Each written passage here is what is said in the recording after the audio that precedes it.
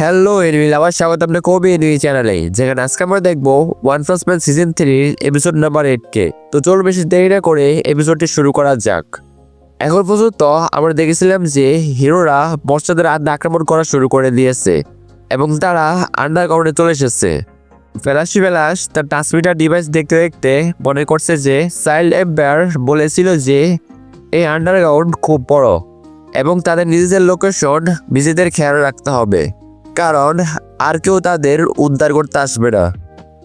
ঠিক তখনই তার সামনে কিছু মনস্টার চলে আসে এবং বলে, আরে তুমি তো সেই সুপারস্টার হিরো ফ্ল্যাশ, তাই না? আমাদের তো আগে থেকে জানা ছিল যে তুমি এই রাস্তা দিয়ে আসছো। ফ্ল্যাশ এক মুহূর্তেই 3টি মনস্টারকে মেরে সামনে এগিয়ে যায়। ঠিক তখনই তার সামনে হেলফায়ার ফ্লেম এবং গেল উইল্ড এসে হাজির হয়। ফ্ল্যাশ তাদের তৎক্ষণাৎ মারার চেষ্টা করে, কিন্তু তারা দুজনই সহজে বেঁচে যায়। এটা কি তোমার টপ স্পিরিট ছিল? তুমি তো ঘটনা 44-এর জন্য দায়ী, তাই না? এই কারণেই আমরা তোমাকে মারতে চাই।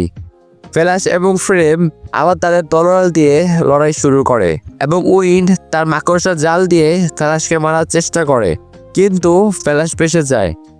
উইন্ড বলে, আমরা ভাবিনি যে তুমি এভাবে এক আক্রমণ করবে। তোমার নিজের উপর বেশি আত্মবিশ্বাস আছে। উইল ভাবছিল যে ফ্ল্যাশকে কোনো পোকার মতো জালে আটকে ফেলবে, কিন্তু ফ্ল্যাশ তার আক্রমণের চারপাশের দেয়ালগুলো ভেঙে দেয়। ফ্ল্যাশ তাদের জিজ্ঞাসা করে, তোমরা কি ভিলেজ থেকে এসেছ? তোমরা আমাকে মারার জন্য মনস্টার অ্যাসোসিয়েশনে জয়েন করেছ? এরপর তারা ফ্ল্যাশকে একটা অন্য রুমে নিয়ে যায়, যেটা খুব বড় ছিল। এখানেও তারা একে অপরের সাথে লড়াই করে। ফ্লেম এবং উইন বলে, ভালো জায়গা, তাই না? এটা আমরা মনস্টারদের কাছ থেকে জোর করে নিয়েছি। আমরা এখানে যত খুশি লড়াই করতে পারি। এই তিনজন এখন সুপার স্পিরিটে লড়াই শুরু করে। ফ্ল্যাশ তাদের জিজ্ঞাসা করে, তোমাদের কে হায়ার করেছে? মনস্টার অ্যাসোসিয়েশন খতম করার পর আমি তার সাথে দেখা করব।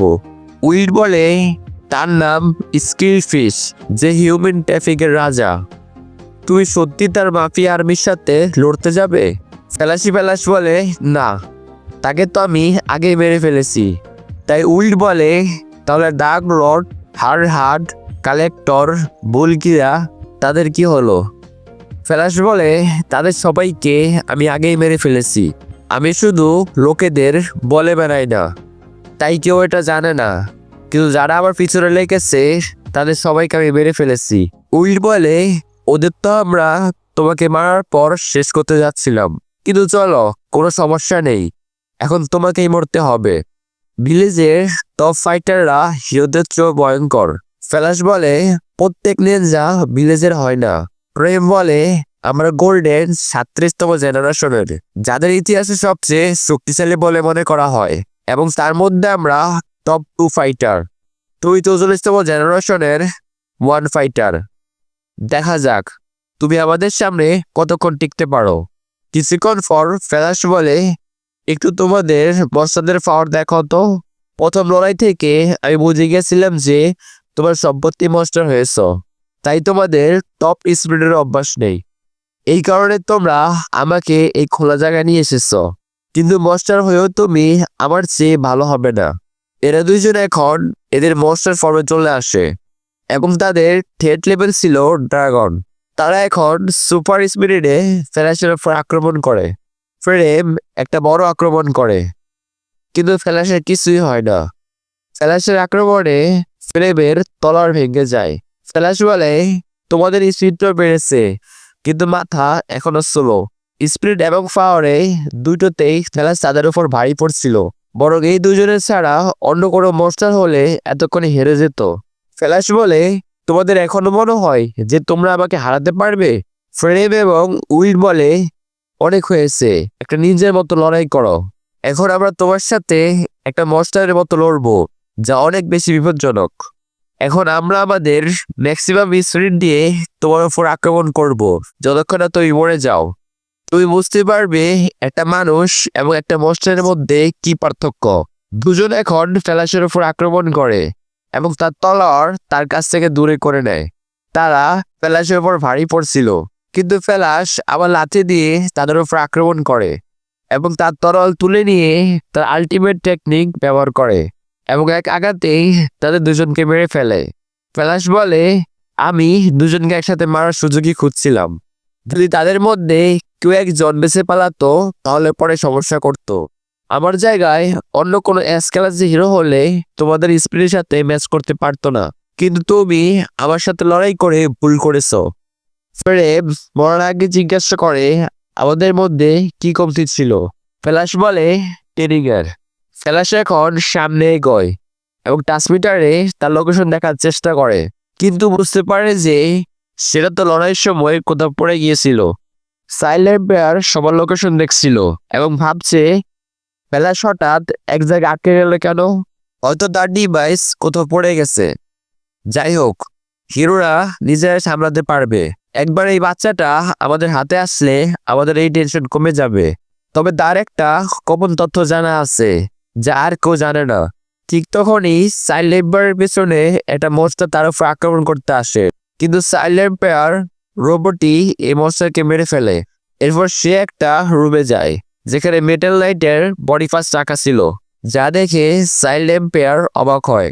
মেটাল লাইটের এই অবস্থা মনস্টার কিং ওরসি করেছে। সাইলেন্ট ভাবে তার সাথে সামনাসামনি না হলেই ভালো। এরপর সে এই রোবটের ডেটা বের করতে শুরু করে যাতে কোনো ক্লু পাওয়া যায় যে বাচ্চাটাকে কোথায় রাখা হয়েছে। তার জানা পড়ে যে কেউ এই রোবটকে আবার জোড়া দেওয়ার চেষ্টা করেছে। হয়তো মনস্টারদের কাছেও কোনো এক্সপার্ট আছে। যদি মনস্টাররা আমাদের টেকনোলজি আমাদের বিরুদ্ধে ব্যবহার করে তাহলে বড় বিপদ হয়ে যাবে। ঠিক তখনই এই বাচ্চার লোকেশন পাওয়া যায়। মানে মিডল নাইট এটা শুরু থেকে জানতো, তবুও সে এটা বলেনি। সাইলেন্ট এখন সামনে এগোতে শুরু করে, কিন্তু রুমের বাইরে তার সামনে ফিনিক্সম্যান দেখা যায় যে সাইলেন্টের রোড ভেঙে দিয়েছে। সে বলে, তুমি এখানে মজা করতে এসেছো নাকি? কিন্তু বাচ্চা, তোমার কোনো চিন্তা নেই, কিন্তু আমি বাচ্চাদের ছাড়ি না। সাইলেন্ট বেয়ার জিজ্ঞাসা করে, তুমি কি লিডারদের মধ্যে একজন? ফিনিক্স বলে, আমাদের তাদের নিচে ম্যানেজার ভাবো, কিন্তু আমার সম্মান লিডারের সমানই। এসব কথা তোমার মতো বাচ্চার বোঝার দরকার নেই। তুমি একটা বুদ্ধিমান বাচ্চা যে ক্লাস হিরো হয়ে ফেমাস হয়ে গিয়েছ, কিন্তু তোমার অহংকারই এখন তোমার শেষের কারণ হবে। তুমি বড়দের কথা এত সিরিয়াসলি নেওয়া উচিত ছিল না। আমার নাম ফিনিক্সম্যান। আমি বার্ড কস্টিউম পরেছিলাম এবং খুলতে পারিনি, আর কখন মনস্টার হয়ে গেলাম নিজেও জানি না। শীঘ্রই আমি মনস্টার কিং ওরসির মতো পাওয়ারফুল হলো। সে এখন তার ফোন দিয়ে সাইলেন্টকে মারতে যায়, কিন্তু তার সামনে একটা শিল্ড ছিল। সাইলেন্ট বলে, তুমি কথা বলছিলে, এতক্ষণ আমি এই শিল্ড সেট করে ফেলেছি। এটা পাতলা কাগজের মতো যা তোমার ব্যাগও রাখতে পারো। আমি ভেবেছিলাম তোমাকে জ্যান্ত নিয়ে যাব, কিন্তু তুমি তো আমার মুড খারাপ করে দিয়েছো। ঠিক তখনই তার ব্যাগ থেকে কিছু অস্ত্র বের হয় যা দিয়ে সে ফিনিক্সম্যানকে পিটিয়ে দেয়। এদিকে ওয়াগার্মা জেলের বাইরে কিছু মশা বসেছিল এবং জেলের ভেতরে একটা ব্যাঙ লাফাতে লাফাতে এসে তার মুখে লেগে যায়। ঠিক তখনই এই রুমে পয়জন গ্যাস ভর্তি হয়ে যায় যা শুকিয়ে সব মনস্টাররা অজ্ঞান হয়ে যায় এবং সাইলেন্ট পেয়ার জেল গেটে ওয়াগামার কাছে আসে। এই ব্যাঙের মাস্ক সে ফাটিছিল, কিন্তু ঠিক তখনই জেলিফিশ এসে সাইলেন্টের উপর আক্রমণ করে, কিন্তু সাইল্ড তার সিল দিয়ে নিজেকে বাঁচিয়ে নেয়। এরপর সে তার লেজের তরল দিয়ে জেলিফিশকে কেটে দেয়, কিন্তু তার কোনো অসুবিধা হয় না। পয়জন গ্যাসও তার কোনো প্রভাব পড়ে না। জেলিফিশ বলে, তুমি আবার কিছুই করতে পারবে না। কে ভেবেছিল যে একটা ক্লাস হিরোকে হারানো এত সহজ?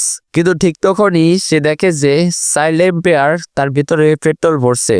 এরপর সে তাতে আগুন লাগিয়ে দেয় এবং ওয়াগামাকে নিয়ে এখান থেকে চলে যেতে শুরু করে।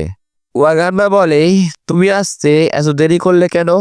সাইলেন্ট বেয়ার অনুভব করে যে সামনে কোনো মনস্টার আছে, তাই সে আগে তার সামনে রিমোট কন্ট্রোল ট্যাঙ্ক ফাটায়, যাকে এই মনস্টার তৎক্ষণাৎ ধ্বংস করে দেয়। এই মনস্টার ছিল machine god G5। Silent bear ভাবে এটা একটা রোবট, তাই কারেন্ট দিয়ে বন্ধ করার চেষ্টা করে, কিন্তু G5 তার তরল দিয়ে তার ডিভাইস কেটে ফেলে এবং দুজনের দিকে এগোতে শুরু করে। সাইলেন্ট এখন তার 3টা রোবট ডগ বের করে, যারা একসাথে মিলে একটা বড় রোবট হয়ে যায়। সাইলেম্বার এখন মিসাইল ফায়ার করে জি5কে আটকে দেয় এবং রোবট ডগ তার উপর বড় আক্রমণ করে। সাইলেম্পেয়ার ওয়াগামাকে নিয়ে এখান থেকে পালিয়ে যায় এবং ভাবে যে এখন সে ডিস্ট্রাক্ট হতে পারবে না। এখন তার বিশেষ শুধু ওয়াগামাকে নিরাপদ জায়গায় নিয়ে যাওয়া এবং এই এপিসোড এখানে শেষ হয়ে যায়। তো বন্ধুরা, তোমাদের এই এপিসোডটি কেমন লাগলো? যদি ভালো লেগে থাকে তাহলে চ্যানেলকে লাইক এবং সাবস্ক্রাইব করে রাখো। তরকর্মীতে দেখা করবো। তোমাদের পছন্দ বিদায়।